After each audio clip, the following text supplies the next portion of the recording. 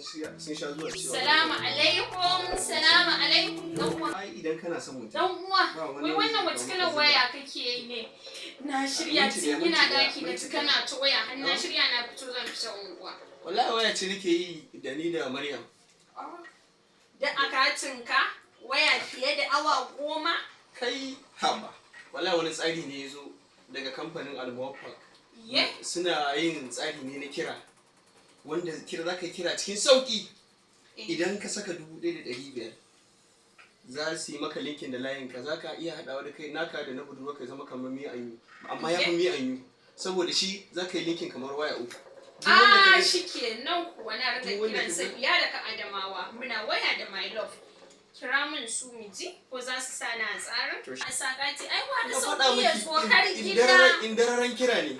In kika fara waya wallahi soyayyar ki sai ta ƙara danko dan su. Assalamu alaikum. Ranka ya dade. Wallahi wata yar uwata ce take so za a hada mata wannan tsarin na kira na kamfanin ku. Dan wallahi ta ga yadda nake jin daɗin kiran nan ta ce. Ba ni ma ne ma bayani kana ji na? Yau wani ma so nake a ɗora ni akan tsari na amma ni mu uku nake so su ga kamakon saurayi na sai kawata Safiya da take Adamawa. Normal Adamawa?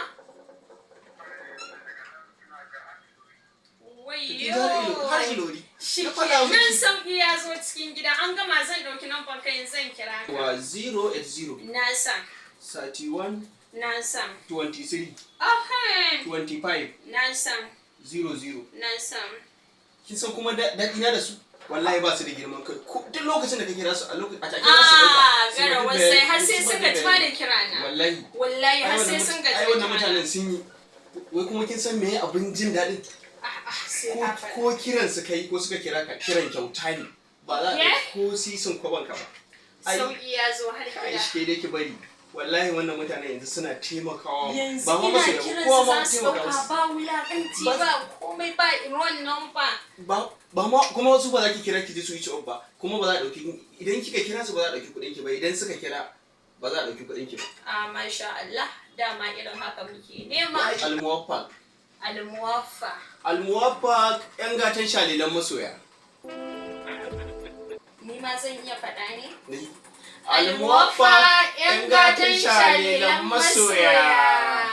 A rayuwa kowa yana buƙatar sauki.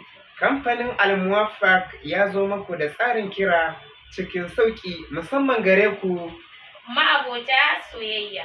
Kamfanin Almuwaffaq na kowa da kowa ne, maza da mata har da ƙananan yara. Musamman daga shekara 18. Abin da ya kai har shekara 90 har da nima.